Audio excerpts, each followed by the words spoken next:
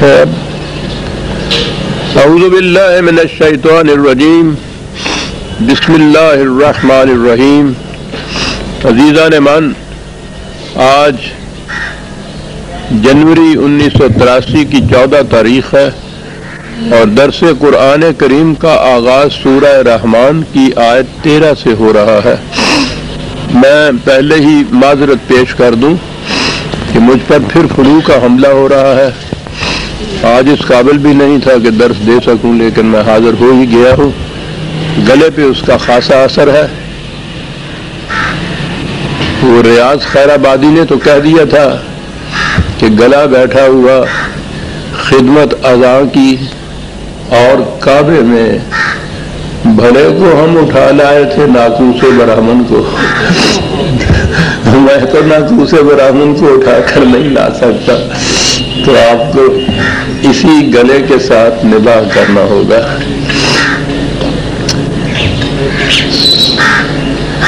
سورہ رحمان کی پہلی 12 آیت. نہیں، یہ سچ نہیں ہے. آج آواز سچ نہیں آ رہی، صاف نہیں آ رہی باہر. جیسے بھی ہے اس کو سیٹ کیجیے. کچھ میرا گلا خراب، کچھ آپ کی مشین خراب.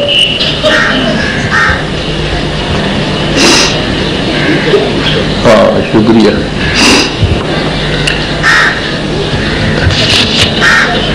سورہ رحمان کے تمہیدی تفصیلات تو پچھلے درس میں سامنے آ گئے تھے. ایک نقطہ باقی رہ گیا تھا.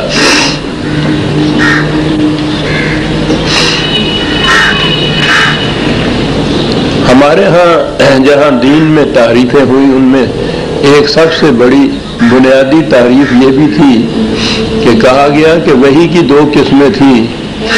ایک وحی تو قرآن کے اندر محفوظ ہے اور دوسری وحی قرآن کے باہر ہے. وہ قرآن کے اندر والی جو تھی وہ تو تعویذ لکھنے کے کام آئی، اور سارا آپ کے ہاں کا شریعت کا دار و مدار اس وحی پہ جو ان کے بقول قرآن سے باہر تھی. اس کے متعلق بہت کچھ میں لکھ چکا ہوں. تو یہ بڑی سازش ہے حقیقت میں. یہ جو کہا گیا ہے، یہ نقطہ جو یہاں آیا ہے، جو پچھلے درس میں پیش نہیں کر سکا تھا. قرآن نے کہا ہے کہ الرحمن علم القرآن. قرآن ہی کی کو تعلیم کیا رحمان نے. کہیں اور یہ نہیں آیا کہ قرآن کے علاوہ کوئی اور بھی تعلیم کیا ہو. تو یہ تو 1-2 لفظوں میں بات صاف ہو جاتی ہے. اگر اس کے علاوہ بھی کچھ تعلیم کیا ہے تو لائیے اس کی سند قرآن سے. یہاں تو علم القرآن ہی ہے. تو یہ صرف قرآن ہی ہے جو خدا نے تعلیم کیا، اور قرآن ہی ہے کہ جو وہی ہے. اس کے علاوہ وہی اور نہیں ہے. یہی ہے تمت کلمت ربک صدقا لا مبدل کلمات اللہ. اسی میں مکمل ہو گیا. یہی غیر مبدل ہے، یہی محفوظ کر دیا گیا ہے، اور وہی اس کے خارج اور کہیں نہیں ہے. یہ پہلی بات تھی جو میں نے عرض کی تھی. تمہیدی آیات جو جس میں آئیں کہ خدا نے یہ انسان کی انسانی صلاحیتوں کی نشو و نما کے لیے وحی کی تعلیم دی. جسمانی نشو و نما کے لیے بھی جو چیزیں پیش کی تھیں ان کا بھی ذکر کیا، اور اس انداز میں جو قرآن کا ہے کہ وہ بات کوئی بھی کرے، اصل مقصود، اصل بنیاد جو ہے اسے وہ 2 لفظوں میں سامنے لے آتا ہے. کہا یہ کہ نشو و نما جسمانی انسانوں کی ہی نہیں بلکہ ہر جاندار کی ان چیزوں پہ ہے جو زمین سے پیدا ہوتی ہیں، اور زمین کے لیے والارض وضعها للانام، یہ ہم نے تمام مخلوق کے لیے پیدا کی ہے. کوئی اس کو اپنی ذاتی ملکیت میں نہیں لے سکتا. دونوں لفظوں میں وہ اپنے نظام کو حل کر جاتا ہے. سارا معاشی نظام اس سے حل ہو جاتا ہے. یہ کچھ بھی کہا، پھر کہا کہ یہ زمین جس میں سے پھل اگتے ہیں، اس میں سے وہ ان کے ہاں پھول ہوتے ہیں، اناج ہوتا ہے، یہ ساری چیزیں تمہاری ضروریات زندگی کے لیے ہیں. اور اس کے بعد آیا تھا فَبِأَيِّ آلَاءِ رَبِّكُمَا تُكَذِّبَانِ۔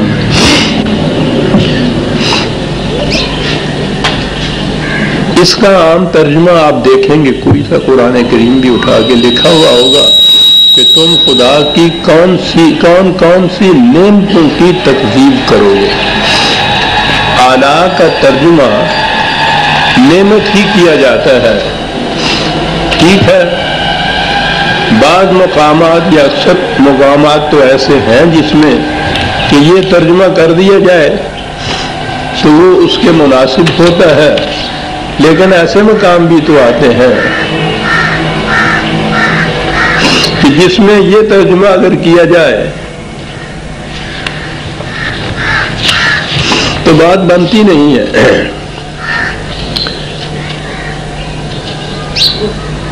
اسی سورت کی آیت 45 44-45 ھذہ جہنم التی یکذب بہا المجرمون۔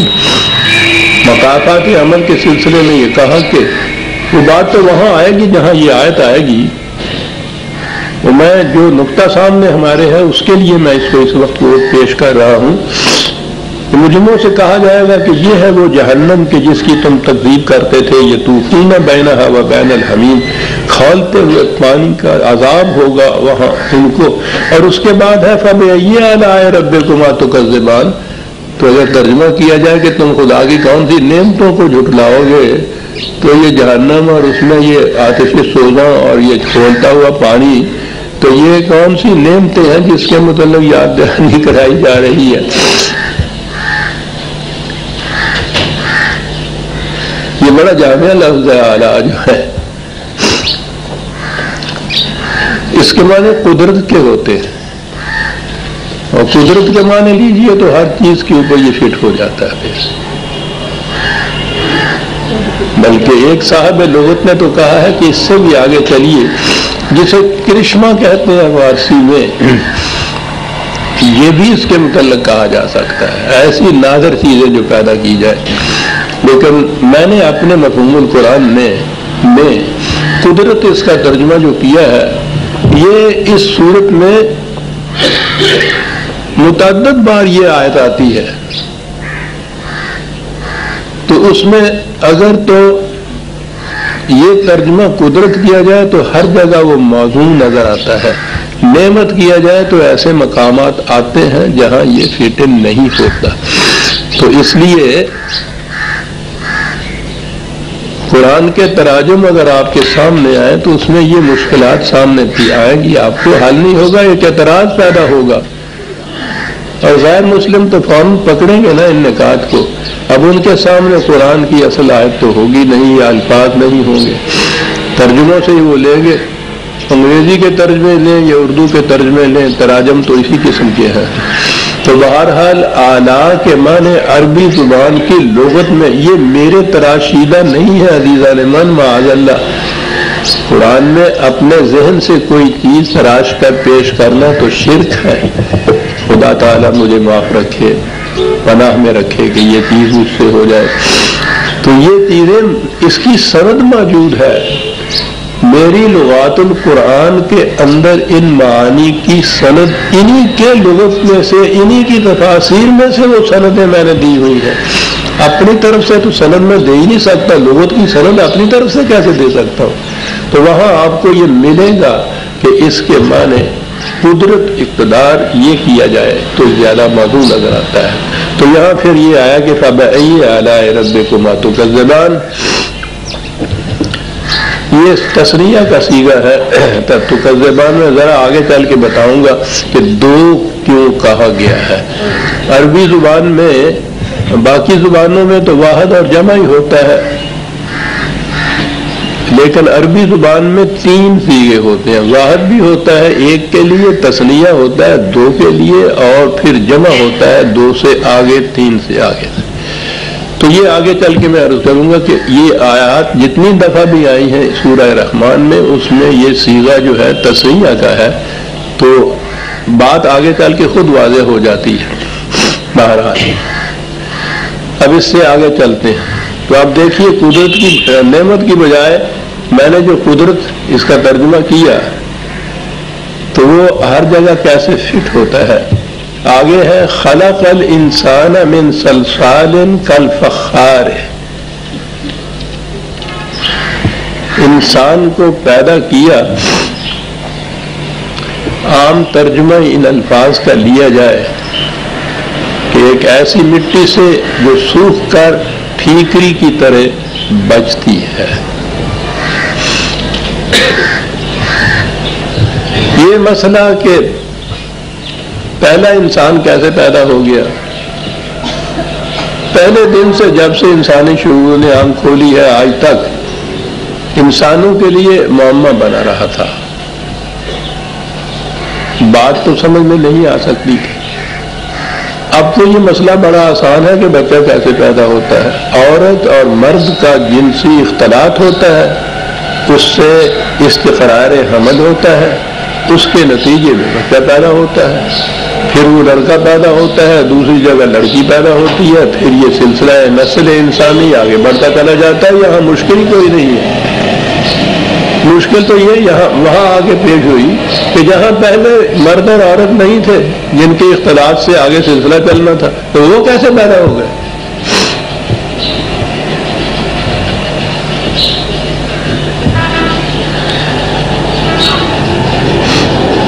باقی تو ہم آپ کو چھوڑیے، خود آپ کے ہاں اس مسئلے کا جو حل کیا وہ یہ کہ جی اللہ تعالیٰ نے کسی طرح سے ادھر ادھر سے مٹی جمع کی، اور پھر اس مٹی جمع کرنے کی بھی تفاصیل تو آپ جانتے ہیں. ہمارے ہاں زیب داستان کے لیے پھر کیا کیا نہیں بڑھایا جاتا. وہ کس طرح سے مٹی وہ جمع کی، کہاں کہاں سے فرشتوں کو حکم دیا، کس کس قسم کی وہ مٹی لائے. وہ مٹی بہرحال جمع کی.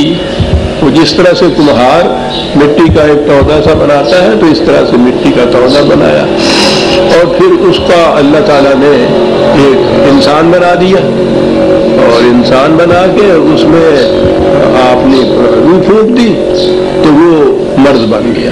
تو پہلا مرد تو وجود میں آ گیا. اب پھر آگے اس کے ساتھ تو عورت ہونی چاہیے. پھر آگے سلسلہ چلے. مرد تو انہوں نے بنا دیا. معاف رکھیے گا شاید مٹی ختم ہو گئی، ورنہ ایک عورت بنا دینے میں کیا دقت آتی تھی. لیکن اسی مٹی کی عورت بنا دینا، ہو ان کی تو ساری تعلیم خواب میں مل جاتی ہے، عورت اور مرد برابر ہو جاتے. انہوں نے کہا یہ بات غلط ہے. مرد ہی بنایا تھا خدا نے. پھر کیا ہوا؟ پھر وہ مرد اداس رہنے لگا، اکیلا تھا، تنہا تھا. تو اس کی اداسی میں ڈالنے کے لیے اللہ تعالیٰ نے اس کے پہلو کو چیرا، اور اس کے اندر بیٹھی ہوئی تھی عورت.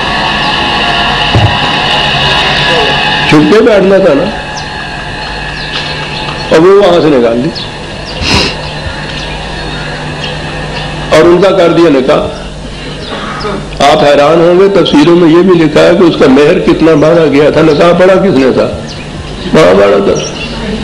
ہاں جی، کھجورا بھی ہڈیاں اڑیاں نے بولی. ہاں جی، ولیمہ میں کیتا ہونا.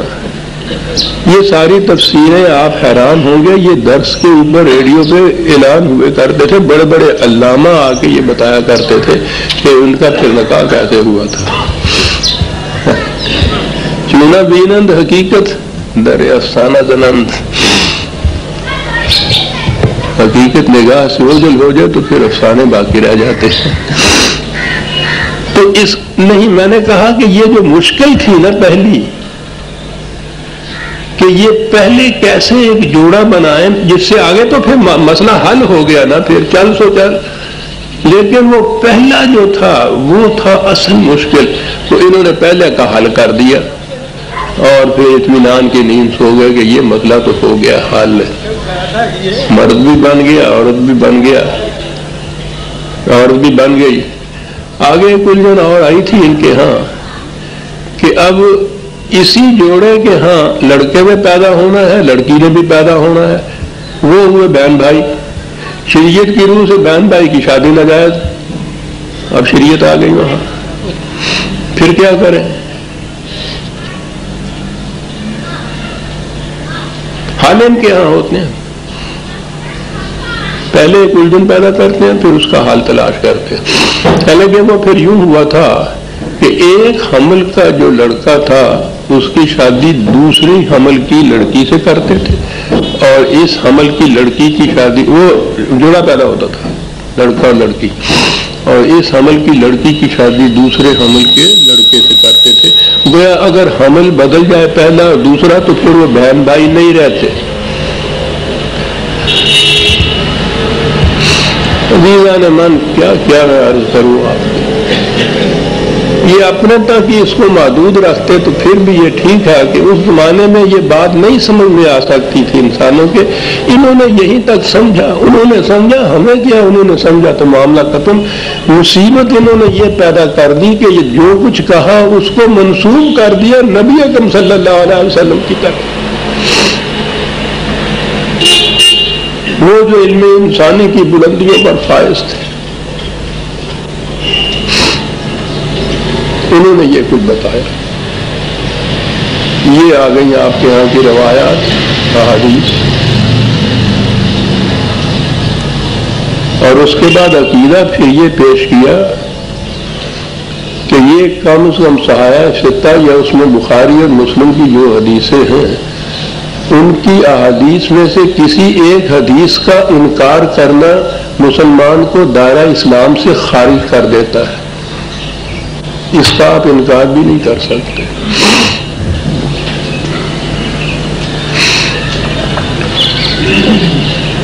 عزیزان من، 1400 سال کا عرصہ ہوا جب قرآن نازل ہوا تھا۔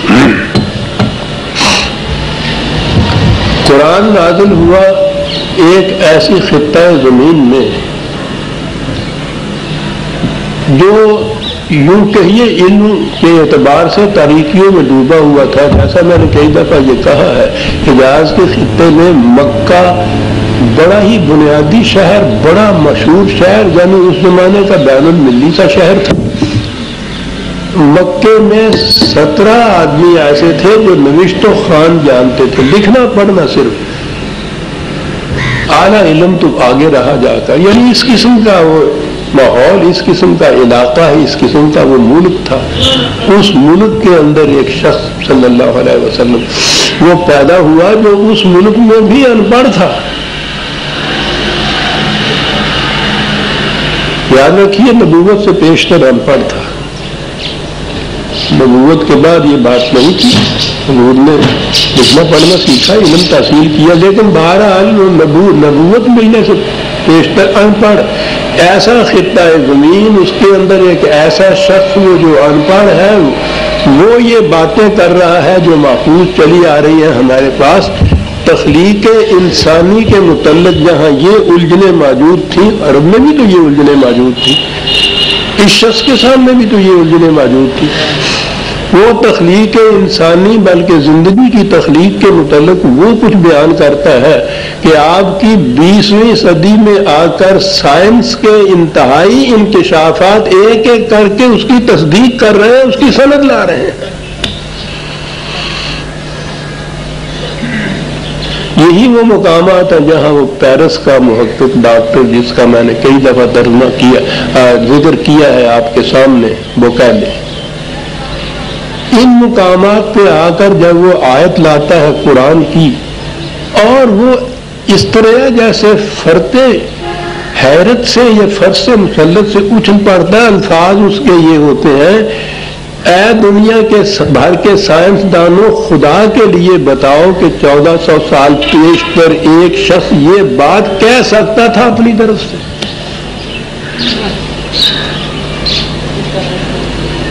وہ چیلنج دیتا ہے کہ بتاؤ فکر انسانی میں یہ چیز آ سکتی تھی اس زمانے میں؟ یہ نہیں تو پھر اس کا یہ دعویٰ کہ یہ میری فکر کی تخلیق نہیں ہے، مجھے خدا کی طرف سے علم ہوا ہے، کس طرح تم جھٹلاؤ گے اس دعوے کو؟ وہ بار بار اپنی کتاب میں یہ کہتا ہے۔ تخلیق انسانی، سائنس کا انکشاف جو اس وقت تک ہوا ہے، اور وہ لگے ہوئے ہیں اس کے اندر، لگے ہوئے ہیں۔ وہ قومیں جو ہیں وہ تو ان عملی مسائل میں لگی رہتی ہیں، بیکاروں کی طرح تھوڑا ہے کہ وہ ان نظری مسائل کے اندر آپ پھنسے ہوئے ہوں کہ کوا حلال ہے یا حرام ہے۔ وہ بھی ریسرچ کر رہے ہیں اس پہ. بنیاد جو ہے ریسرچ کی وہ یہ کہ پہلی چیز تو انہوں نے کہا کہ زندگی کیسے اس زمین پر پیدا ہو گئی. لائف پہلے آتی ہے، پھر آگے بات چلے گی نا کہ انسان کیسے پیدا ہوا. پہلی تو لائف کی بات ہے، کیونکہ زمین کی ابتدا جہاں یہ کہیں گے یہ کروں کی ابتدا، تو وہ تو ان آرگینک میٹر جسے کہتے ہیں غیر جاندار مادہ جو بھی ہوتا ہے، مٹی ہوگی، معدنیات ہو، کچھ بھی ہو، اس میں تو زندگی نہیں تھی نا. تو اس قسم کا یہ کرہ زمین ہی لے لیجیے، زندگی پہلے جو تھی کہ وہ کہاں سے آئی. پہلی تحقیق یہ انہوں نے کی، اور تحقیق یہ ہے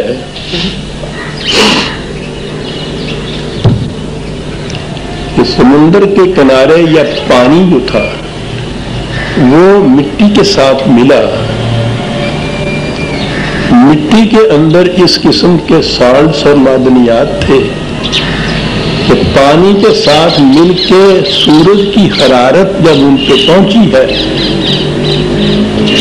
تو ذرا سا اس کا خمیر اٹھا،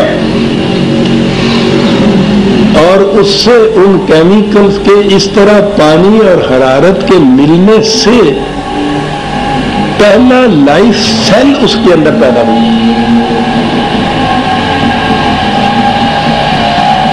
یوں ابتدا ہوئی.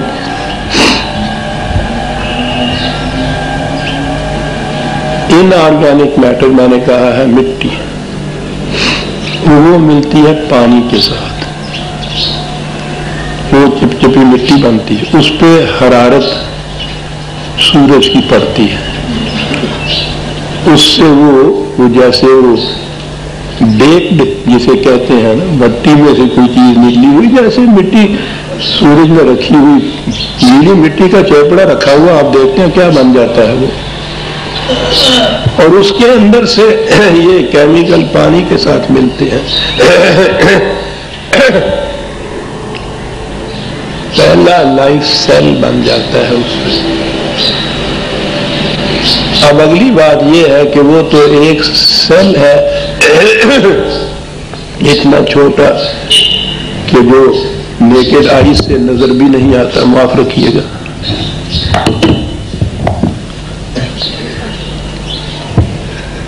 یہاں سے پھر وہ ایولیوشن کی تھیوری آگے آتی ہے، نظریہ ارتقاء، کہ لائف زندگی پھر مختلف مراحل میں سے گزرتی ہوئی اس سے مختلف قسم کی اسپیشیز یا انواع کیسے بنی اور بنتی ہوئی آگے چلی جائے تاکہ وہ پیکر انسانی میں نمودار ہو گئی. میں اس وقت یہ پورے سلسلہ ارتقاء کے متعلق گفتگو نہیں کروں گا، کئی مقام پہ ہو بھی چکا. میں نے اپنی کتاب ابلیس و آدم میں بھی اس پہ ڈسکس کی ہے، پوری تھیوری میں نے دی ہے لائف سیل کی نمود سے لے کر انسانی پیکر تک کی، اور مطالب الفرقان کی دوسری جلد میں بھی یہ چیز میں نے ڈسکس کی ہے. اور یہ تمام بڑے بڑے سائنٹسٹ جنہوں نے ڈسکوریز یہ کی ہیں ان کے حوالے بھی وہاں موجود ہیں. میں اس وقت وہ نہیں پیش کر رہا، اس وقت یہی آیت میرے سامنے ہے. خلق الانسان من صلصال کالفخار.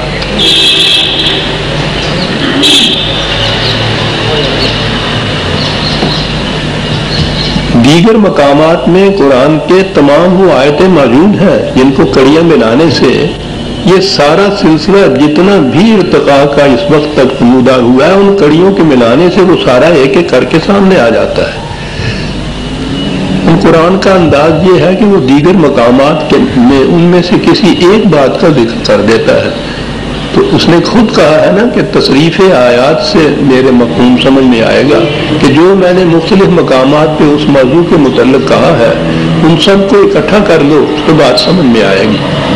تو وہ تو سب موجود ہے، یہاں صرف یہ ایک آیت دی ہے، یعنی وہ سٹیج جس میں سے یہ مٹی پانی سے مل کر سورج کی حرارت سے خشک ہو کر وہ ایسے ہو جاتی ہے جیسے ایک بیک سی ہو، کھٹکتی ہوئی کھنکتی ہوئی.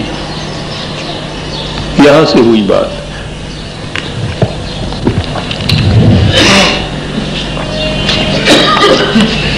چند ایک آیتیں میں پیش کر رہا ہوں اور ان کے ساتھ اتفاق ہے یہ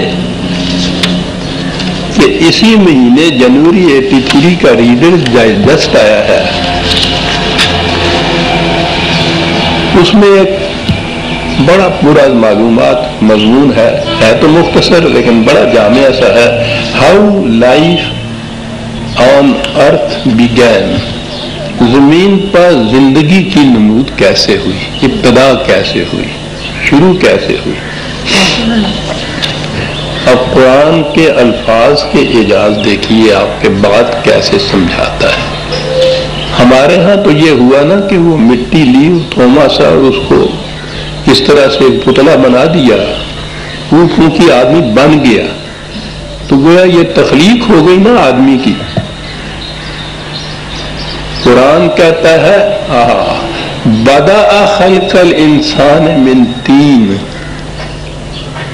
تخلیق انسانی کے پروگرام کی ابتدا مٹی سے ہوئی. ایک لفظ ارباب دانش اس کی داد دیں گے. خلق الانسان اگر صرف ہوتا تو وہ ٹھیک تھا کہ یہ پتلا ہی بنا دیا. اس نے تو ایک پوری کی پوری اسکیم دینی ہے، لڑی دینی ہے، سلسلہ ایک دینا ہے. اس کے لیے اس نے یہ نہیں کہا کہ بدا خلق الانسان من طین. اس نے کہا ہے کہ بدأ خلق الانسان من طین. 32/7 32/7 اور مقامات میں بھی ہیں لیکن بہرحال یہ ایک ریفرنس ہی کافی ہے. بدأ خلق الانسان من طین. انسان کے سلسلہ تخلیق کی ابتدا طین سے ہوئی.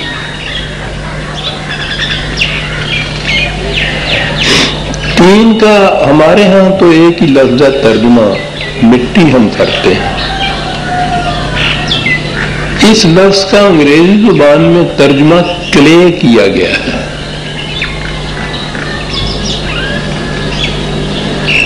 کلے ہوتا ہے چپ چپ ٹنیشیس چپکنے والی مٹی. ایک تو بھربھری سی ہوتی ہے نا ریتلی سی مٹی، وہ ایسی کہ جو چپک جائے ایک دوسرے کے ساتھ. یہ ضروری تھا، وہ چپکنے والی مٹی پانی کے ساتھ ملتی تو آگے بات بنتی. چپکنے والی مٹی کو کلے کہا جاتا ہے. لغوی معنی ان کے ہاں ڈکشنری میننگ ہے یہ کلے کے. قرآن کہتا ہے دوسری جگہ کہ انا خلقناہم من طین لازب. ہم نے اسے ابتدا کی پیدائش کی اس مٹی سے جو چپک جاتی ہے.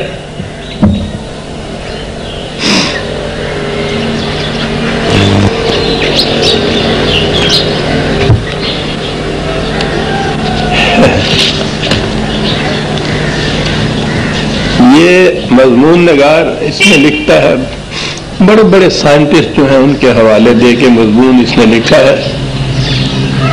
پہلی چیز تو یہ ہے کہ یہ زندگی جو ہے ان اینیمیٹ غیر جاندار جو مادہ ہے یہ اس سے اس کی نمود ہوئی ہے. پہلے سے ہی کوئی جان زندگی چلی نہیں آ رہی تھی کہ جو اس سے ہوئی اس کی نمود ہوئی ہے. قرآن نے جو کہا ہے کہ بدأ خلق الانسان من طین، ابتدا کی ہے زندگی کی یہاں سے. اور اس کے ساتھ ہے وَجَعَلْنَا مِنَ الْمَاءِ كُلَّ شَيْءٍ حَيٍّ. ہر شے زندہ شے پانی کی نمود سے ہوئی ہے. پانی اور یہ تین ملتی ہے تو تینیں لازم بن جاتی ہے. یہ لکھتا یہ ہے جے بی ایس ہالڈین کے حوالے سے، بہت بڑا سائنٹسٹ محقق ہے. He independently proposed the first detailed sequence whereby life could have emerged from non-living chemicals. پہلی چیز नॉन लिविंग केमिकल से लाइफ की नमूद, ये जो तीन से खुदा कहता है लाइफ की नमूद,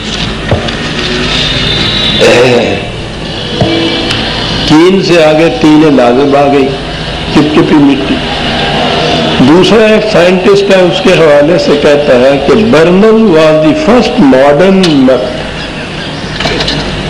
two point back to मैनकाइंड्स ancient intuition about clay.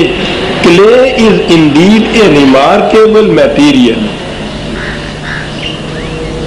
और आगे वो लिखता है कि इसमें क्या क्या चीजें होती हैं जिससे जिंदगी की नमूद हो सकती है। क्ले का लफ्ज आ गया यहाँ, उसका तीन लाजिब आ गया।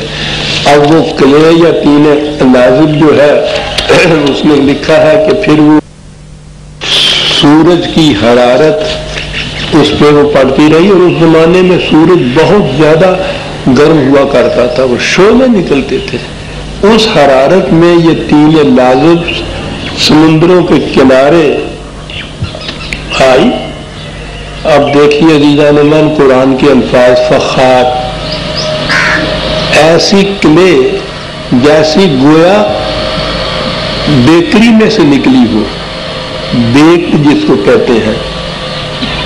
फखार के माने ये है, तीन लाजिम, तीन कहा, पानी कहा, तीन लाजिम बनाया, हरारत पहुंचाई, और उसके बाद फखार कह दिया कि बेकड क्ले जो थी वो हुई। ये लिखता ये है कि but the most dramatic event of all was the primordial advance from non life to life which apparently took place in the sun-baked clays of ocean beaches.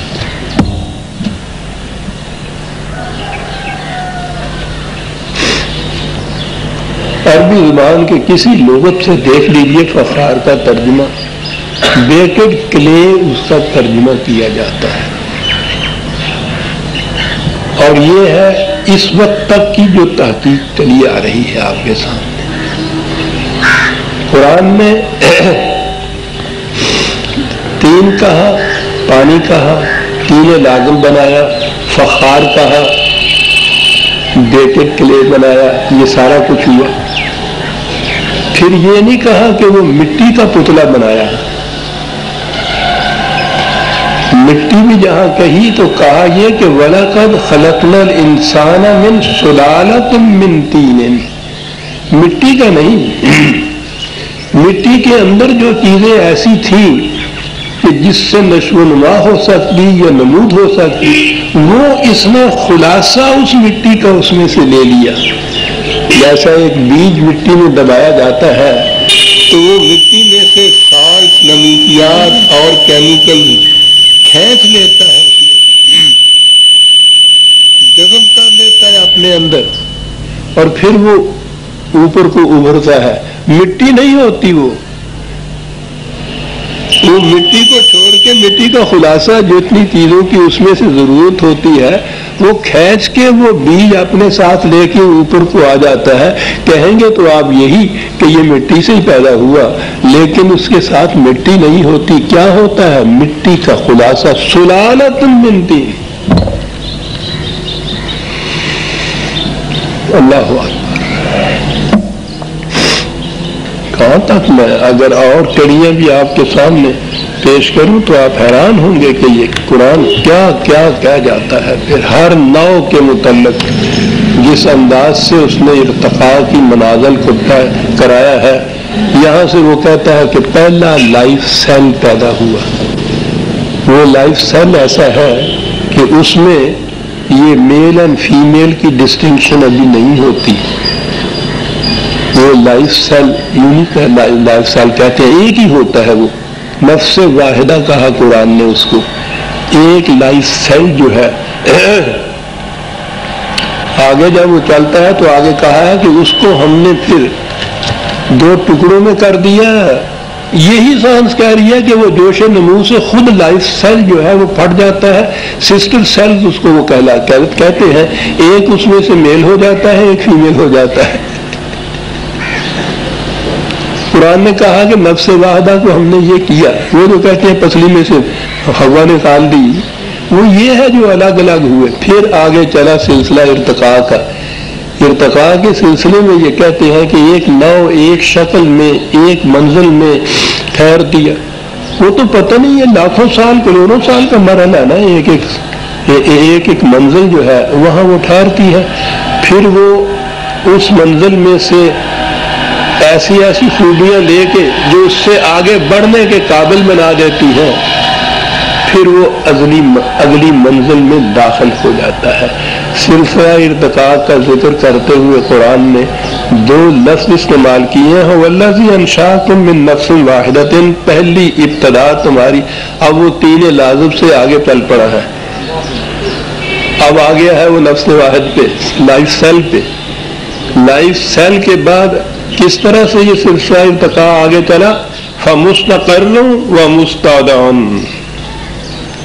اس کے لیے ایسا انتظام کیا کہ ایک نو کچھ وقت مستقر، ایک مستقر کہتے ہیں کوئی حرکت کرنے والی چیز تھوڑے وقت کے لیے کہیں ٹھہر جائے تو شرط ہوتی ہے، یہ عربی زبان ہے عزیزان من، ٹھہر جانے کے لیے نہیں، حرکت کرنے والی چیز کسی وقت کے لیے ٹھہر جائے اور اس نے پھر اور آگے حرکت کرنی ہو تو اس کے لیے ہر نو کے لیے ایک مستقر بنایا ہم نے کہ وہ وہاں ٹھہر جاتی ہے، اس منزل میں رکتی ہے، اس میں سے اپنے لیے نشو و نما کی چیزیں اور آگے بڑھنے کے جتنے سامان ہوتے ہیں وہ اپنے اندر جذب کرتی ہے مستقرن۔ پھر جب وہ ایسی ہو جاتی ہے تو پھر آگے کیا بات ہے؟ مستقرن کے بعد کہا مستودعن، پھر وہ یہ چیز اگلی منزل کے سپرد کر دیتی ہے امانتاً کہ اب تم لے لو اسے۔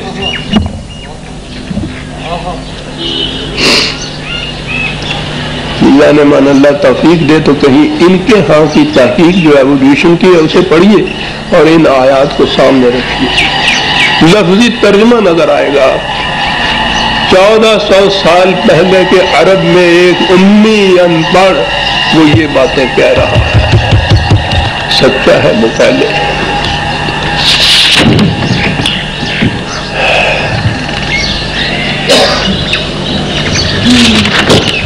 اور زیادہ تفصیل میں جاننے کے لیے ایسی آیتیں سامنے آتی ہیں، وہ جی نہیں چاہتا چھوڑنے کو، لیکن وقت ایسے کے لیے لَتَرْكَبُنَّ طَبَقًا عَنْ طَبَقٍ، لَتَرْكَبُنَّ ارتقاء کا لفظ بتا رہا ہے بلندیوں کی طرف جانا، اوپر چلے جانا، بلند ہوتے چلے جانا۔ ارتقاء میں ہوتا یہ ہے ہر نو پچھلی نو سے کچھ بلند ہوتی ہے، خصوصیات کے اندر، صفات کے اندر، کریکٹرسٹک کے اندر بلندیوں کی طرف چلی جاتی ہے۔ لیکن یہ بلندیاں طبقن عن طبقن، قرآن کے اندر ترکبن، بلندیوں کی طرف یہ چلی جاتی ہے طبقن عن طبقن، یک لفظ نہیں یہ ہوتا، یہ بتدریج طبقن، سٹیج بائی سٹیج ایوالو کرتی ہوئی اوپر چلی جاتی ہے یہ نو، تاکہ پھر وہ پیکر انسانیت میں آتی ہے۔ تو وہاں تو آ کے پھر اگر اس نے کہا کہ یہاں بات بہت دوسری طرف چلی جائے گی کہ یہاں اس سلسلے میں پھر ایک تغیر ہوتا ہے، یہاں انسان کے سلسلے میں آگے کہا کہ ایک اور ہی انداز میں پھر یہ آگے نو انسانی میں آتا ہے، اور وہ ہے پہلی کڑیوں سے مختلف ایک تخلیق جس میں ہم نے اپنی توانائی کا ایک شمع دیا اور اسے صاحب اختیار و ارادہ بنا دیا۔ اس سے پہلے کی کوئی نو صاحب اختیار و ارادہ نہیں ہے۔ اسے کہا ہے کہ یہ خلق جدید ہے، یہ ایک طور ہی اور ہے، نیا طور اختیار کیا ہے اس تخلیق۔ لیکن میں نے عرض کیا کہ میں اس کی تفصیل نہیں بیان کر رہا کہ یہ سلسلہ ارتقاء کی مختلف کڑیوں کے متعلق قرآن نے کیا کہا، میں صرف اسی آیت کے سلسلے میں یہاں تک آیا ہوں جو اس نے کہا ہے کہ خلق الانسان من صلصال کالفخار، انسان کی ابتدا جو تھی تخلیق کی زندگی کی ابتدا وہ اس قسم کی کلے سے ہوئی جسے سن بیکٹ کلے کہا ہے آج کے اس بڑے سائنٹسٹ نے کہا. پوچھ رہے ہیں کہ کیا تم اس سے انکار کرو گے اور خدا کی اس قدرت کو جھٹلاؤ گے کہ زندگی کی ابتدا اور انسان کی تخلیق کی ابتدا اس طرح سے ہوئی؟ دیکھ رہے ہیں کیا کیا چیزیں وہ سامنے لا کے پوچھ رہا ہے ہم سے. اور اس سے پیشتر وَخَلَقَ الْجَانَّ مِن مَارِجٍ مِّن نَارٍ واپس کیے گا. پھر ضرورت مجھے بار بار پڑھ رہی ہے کر رہے ہیں. اب تو زندگی یہ ہو پانی پی پی کے توبہ کرتا ہوں. پارسائی سی پارسائی ہے.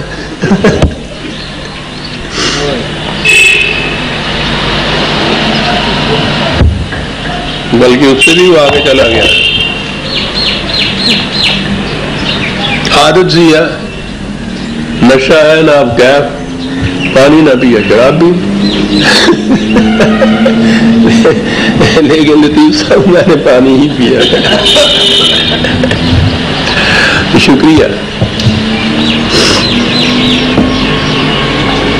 یہ تو یہ مخلوق ہوئی. یہ بتا رہے ہیں سائنٹسٹ کہ یہ اس مخلوق سے جس کو ہم انسان کی مخلوق کہتے ہیں اس سے پہلے بہت سی نوع انواع ایسی تھی, اسپیشیز تھی کہ ان میں سے بیشتر وہ ہیں جو ناپید ہو چکی ہوئی ہیں. یہ ارتقاء کا سلسلہ بڑا دلچسپ یہ موضوع ہے عزیزان من. اگر آپ اسٹڈی کریں تو ہر سٹیج میں جسے قرآن نے مستقر کہا ہے, کچھ تو ایسی ہوتی ہیں کہ جو اتنی نشو و نما اور قوت حاصل کر لیتی ہیں کہ اگلی منزل میں پہنچ جائے. کچھ ایسی ہوتی ہیں جو ویسی کی ویسی جامد ہو جاتی ہیں, ویسی ہی رہ جاتی ہیں. کچھ ایسی ہوتی ہیں ناپید ہو جاتی ہیں. یہ جو بڑے بڑے اسکیلیٹن آپ نے کبھی دیکھے ہوں گے نا, ڈھانچے نکلتے ہیں, پھر سائنٹسٹ کو پتہ لگاتے ہیں, ٹو لگاتے ہیں کہ یہ 72 لاکھ سال پہلے کی بات ہے, یہ کروڑ برس پہلے کی بات ہے, اس قسم کا یہ تھا. وہ ہے جو ناپید ہو گئے. کچھ وہ ہے کہ جو اسی شکل کے اندر موجود ہے. یہ گوریلا, چمپینزی وغیرہ جو ہے آگے نہیں بڑھ سکے. کچھ وہ ہیں جو آگے بڑھ گئے, انسان بن گئے. ہم نہیں, انسان بن گئے. دیتا آپ کہیں گے یہ میں نے کیا کہہ دیا. اقبال نے یہ کہا تھا کہ خدا کی تلاش کر رہا ہے, بعد میں نہ رسیدی خدا سے میں جوئی. پہلے انسان تو بن, پھر خدا کی تلاش کر. ٹھیک ہے, سلسلہ ارتقاء میں تو ہمیں انسان کہا جائے گا, انسانیت کے معیار کے مطابق تو ہمیں یہ نہیں کہا جائے گا. بات اور چلی گئی کہ پیچھے جو کڑیاں رہ جاتی ہیں, جو انواع رہ جاتی ہیں, ان میں سے کچھ وہ ہوتی ہیں جن کا آج پتہ بھی نہیں ہے. سائنٹسٹ یہ کہتے ہیں کہ اس سے پہلے سطح ارض ابتدا میں, اسی میں سے میں لے رہا تھا, 4 billion years ago, the young planet Earth was a hellish place. Volcanoes were everywhere, puffing gases, water vapor and blobs of lava.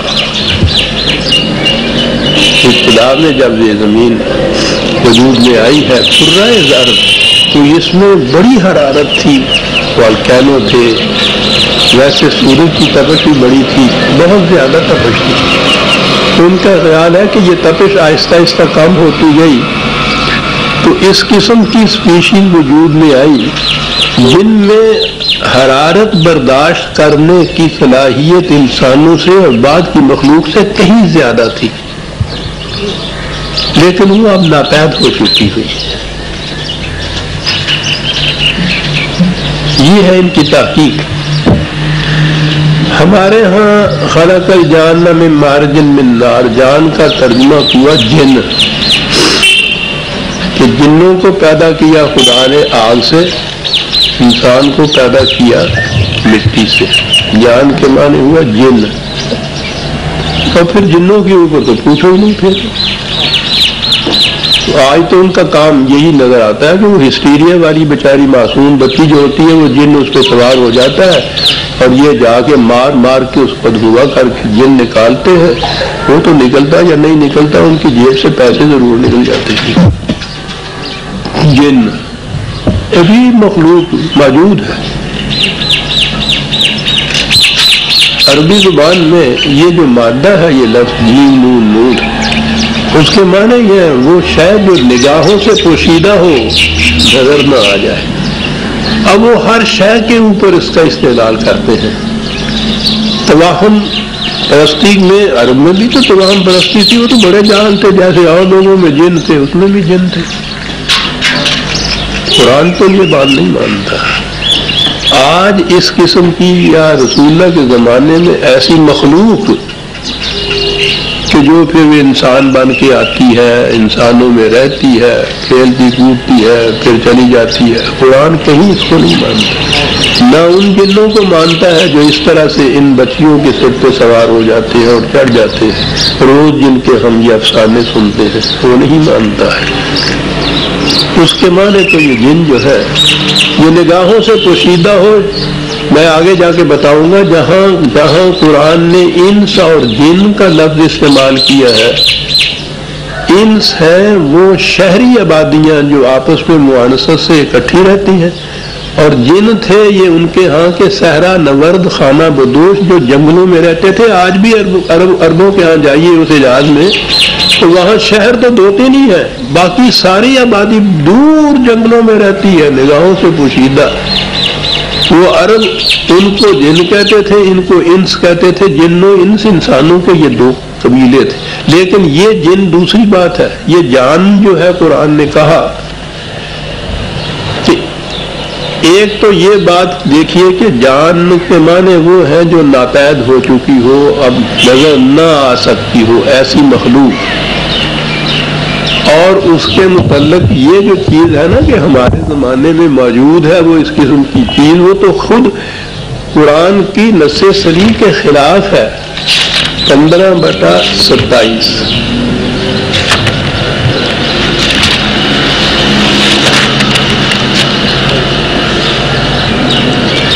یہی لفظ جان ہے جو یہاں آیا ہے۔ وَالْجَانَّ خَلَقْنَاهُ مِنْ قَبْلُ مِنْ نَارِ السَّمُومِ، انسانی پیدائش سے پہلے کے دور کے اندر کوئی مخلوق تھی جو اب ناپید ہے، اسے ایسا پیدا کیا تھا کہ وہ بہت زیادہ حرارت برداشت کر لیتی تھی۔ من قبل لکھا ہے اور کہا ہے کہ وہ ناپید ہے۔ تھی کوئی مخلوق ایسے اس سے پہلے؟ شاید اس زمانے میں تو اس کی ضرورت نہ ہو، آج تو اس کی ضرورت ہوئی جو سائنٹیفک تحقیقات نے ہمیں بتایا کہ انسان سے پیشتر کتنی آبادیاں ہیں جو ناپید ہو چکی ہوئی ہیں، کچھ جامد ہو چکی ہوئی ہیں، اور یہ بتایا کہ ایسا دور گزرا ہے اس ارتھ کے اوپر، اس زمین کے اوپر، کہ جو اس کا درجہ حرارت بہت زیادہ بلند تھا۔ اس درجہ حرارت میں جینے والی کوئی ایسی مخلوق تھی جس کو خدا نے پیدا کیا من قبل، انسان سے پہلے کی بات ہے جو وہ کر رہا ہے۔ اور وہ اب جان کے معنی ہے جو تنہا ناپید ہو چکی ہے، نگاہوں سے تنہا ہے، وہ نظر نہیں کہیں آتی، وہ اس سے پہلے کی بات ہے، اب انسانی کی بات ہے۔ کہا کہ اس قسم کی قرۂ ارض کے حالات میں یہاں اتنی زیادہ حرارت تھی، جہنم کی طرح آگ کے شعلے بھڑکتے تھے، اس کے اندر سے مٹی جیسی شے انینیمیٹڈ جامد جس میں زندگی نہیں ہوتی، وہاں سے زندگی کی نمود، اور اس کے بعد طبقاً ان طبقاً درجہ بدرجہ رفتہ برفتہ مختلف مناظر میں سے گزارتے ہوئے انسان کا پیکر، انسانیت کے اندر زندگی آ گئی، اور یہاں یہ صاحب اختیار و ارادہ، صاحب عقل و شعور انسان اس پیکر کے اندر، اس منزل کے اندر تمہارے سامنے آ رہا ہے، یہاں سے یہاں تک۔ کہو فَبِأَيِّ آلَاءِ رَبِّكُمَا تُكَذِّبَانِ۔ ہم سے تو اس نے کیا کہنا ہے کہ کیوں جھٹلاتے ہو؟ آج کے سائنٹسٹ سے وہ پوچھتا ہے کہ تم تو اپنے انکشافات سے، اپنی آنکھوں سے دیکھ رہے ہو کہ یہ سلسلہ کس طرح سے چلا جو ہم بتا رہے ہیں۔ کہو تم جھٹلا سکتے ہو اس چیز کو کہ یہ چیز نہ کسی انسان کے بس کی بات تھی وہ یہ کہے، نہ یہاں کوئی اور قوت ایسی تھی جو یہ کچھ کرے۔ اس قسم کی قوت والا جو کوئی جو ہستی ہے، کیا تم جھٹلا سکتے ہو کہ وہ یہ نہیں ہے اور یہ آٹومیٹیکلی خود بخود کسی نہ کسی طرح سے ہو گیا؟ کہو جھٹلا سکتے ہو؟ وہ سائنٹسٹ نام خواہ خدا کا نہ بھی لیں، وہ وجد میں آ کے ایسے مقام پہ کہتے ہیں کہ بے شک یہ کسی ایسی قوت کا کام ہے کہ جو ہمارے ذہن میں نہیں آ سکتی۔ فَبِأَيِّ آلَاءِ رَبِّكُمَا تُكَذِّبَانِ۔ آئے دنیا کے سائنسدانوں، بتاؤ تم خدا کی کون سی قدرت ہے کہ جسے جھٹلا سکتے ہو؟ اور پھر وہ آگے آتا ہے انسانوں کے لیے کیا کیا کچھ اس نے بنایا ہے۔ وقت تھوڑا سا لیکن ایک آدھ آیت تو آ ہی جائے گی۔ زمین بنائی، انسان بنائے، اس کے لیے یہ تمام چیزیں کھانے پینے کی بنائیں۔ موسموں کا تغیر نہایت ضروری ہے۔ جو کچھ پیدا ہوتا ہے زمین پہ وہ مرہون منت ہوتا ہے بڑی حد تک موسموں کے تغیرات پہ۔ موسموں کے تغیر کے ساتھ ہواؤں کا جو عدل بدل ہے وہ بھی چیز ہے۔ موسموں کا تغیر جو ہے وہ سورج اور زمین کی باہمی حرکت جو ہے یا گردش جو ہے اس سے تعلق سے پیدا ہوتا ہے۔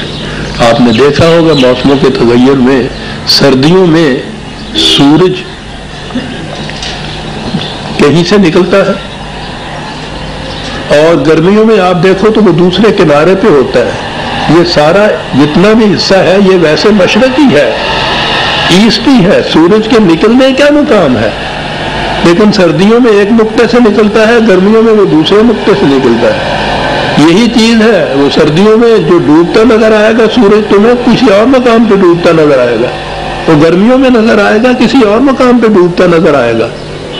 یہ چیزیں تو وہ ہیں جو ہم اپنی آنکھوں سے وہی مظاہر کے طور پہ دیکھتے ہیں کہ یہ یہاں سے ڈوبا، اب سردیاں آ گئیں، یا یہاں سے آ گیا، یہاں ڈوبا، یہاں سے طلوع ہوا، لیکن در حقیقت اس کا تعلق زمین اور سورج کی باہمی گردش سے ہے، اور گردش سے ہی موسموں کا تغیر ہوتا ہے جس پہ دار و مدار ہے ان تمام چیزوں کا جو انسان کی زندگی کے لیے، نشو و نما کے لیے ضروری ہے۔ یہ تغیرات جو آتے ہیں یہ بڑے ضروری ہیں۔ کہا کہ یہ کچھ کیا تو ایسا ہی نہیں کیا کہ اس کو جامد طور پر بنا دیا ہے کہ ایسے ہے اور بالکل ایک ہی طرح سے رہے، کوئی حرکت نہیں اس میں، کسی قسم کی گردش نہیں اس میں۔ کہا کہ رب المشرقین و رب المغربین، یہ مشرقین اور مغربین، دو مشرقیں اور دو مغربیں۔ اندازہ لگائیے کہ یہ دو مشرقیں اور دو مغربیں کیا کہ کس طرح سے موسموں کے تغیرات جو ہیں ان کی طرف لے گیا روح انسان کا۔ اور پھر رب کا لفظ جو ہے وہ تو ربوبیت ہے نا، یہ سارا کچھ نشو و نما کے لیے ہوتا ہے۔ چلیے تحقیق کیجیے کہ یہ جو تغیر ہے سورج کے طلوع و غروب کے اندر، سال کے 6 مہینے میں ایک طرف، سال کے دوسرے مہینے میں دوسری طرف، تو بتائیے تو صحیح کہ اس کا ربوبیت کے ساتھ کتنا بڑا تعلق ہے۔ یہ ہمارے لیے ہے کہ ہم اس کا انکشاف کریں۔ ہم کیا انکشاف کریں گے؟ وہ انکشافات کر رہے ہیں، وہ آب و ہوا پر، موسموں پر، تغیرات پر، اس پہ بھی ان کے ہاں سے بڑی ریسرچز ہو رہی ہیں، سب وہ پیدا کر رہے ہیں۔ وہ جانتے ہیں کہ یہ مشرقین اور مغربین کے اندر جو تفاوت ہے، دونوں کے اندر جو فاصلے ہیں، جو گردش ہے، وہ کیا کیا نتائج پیدا کرتی ہے۔ اور آج تو شاید یہ بھی مانے لے لیں ہم کہ یہاں جو ہمارے ہاں مغرب ہوتی ہے سورج غروب ہوتا ہے، امریکہ میں وہ طلوع ہوتا ہے. ہماری مغرب ان کی مشرق ہے، ان کی مغرب ہماری مشرق ہے. تو اس کرۂ ارض کے اوپر جی چاہے تو یوں بھی کہہ لیجئے کہ یہ دو مشرقیں بھی ہیں اور دو مغربیں بھی ہیں، لیکن بہرحال ان میں سے جو معنی میں لینے چاہے. میں تو سمجھتا ہوں کہ یہی جو گردش ہے اور اس میں تغیرات جو ہوتے ہیں موسم کے، وہ ہیں جو یہاں کہے گئے ہیں، کیونکہ یہ ساری بات ربوبیت کی. چلیے، سورج ہمارے زمین سے 13 لاکھ گنا بڑا کرہ ہے. اس طرح سے جکڑ دیا ہے ان کو قوانین کی زنجیروں میں کہ وہ یوں طلوع ہوتا ہے یوں غروب ہوتا ہے. فَبِأَيِّ آلَاءِ رَبِّكُمَا تُكَذِّبَانِ سورہ رحمان کی آیت 18 تک ہم آج آ گئے. برادران عزیز 19 سے ہم آگے لیں گے. ربنا تقبل منا. جی آپ، میں نے یہ اعلان کیا کرتا. ایک ضروری اعلان جی، قرآنی فیصلے کا سلسلہ جو کافی دیر سے آ رہا ہے، اس کی 4 جلدیں پہلے شائع ہو چکی تھیں. اب 5ویں جلد بھی آ گئی ہے، وہ باہر سٹال سے مل سکتی ہے.